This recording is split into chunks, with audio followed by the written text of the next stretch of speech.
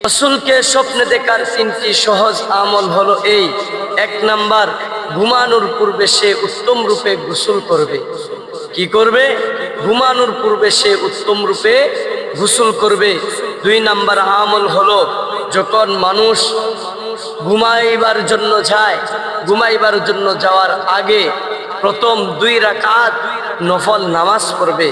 তৃতীয়ত হলো, যখন মানুষ ঘুমাইবার পূর্বে প্রস্তুতি নিয়ে নেয় ঘুমাইবার জন্য, ওই সময় এই বিছানাটা উত্তমভাবে পরিষ্কার করবে এবং পাক পবিত্র রাখবে।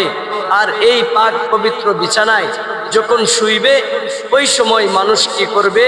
ডাইন করতে শুইবে এবং আল্লাহুম্মা বিসমিকা আমুতু ওয়া আহইয়া বলবে। বলে তারপর ওই ব্যক্তি ঘুমাইবার জন্য প্রস্তুতি নিয়ে শুয়ে যাবে।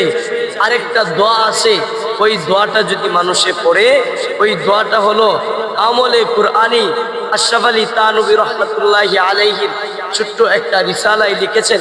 ওই দোয়াটা ৩ নম্বরে সে পাঠ করবে।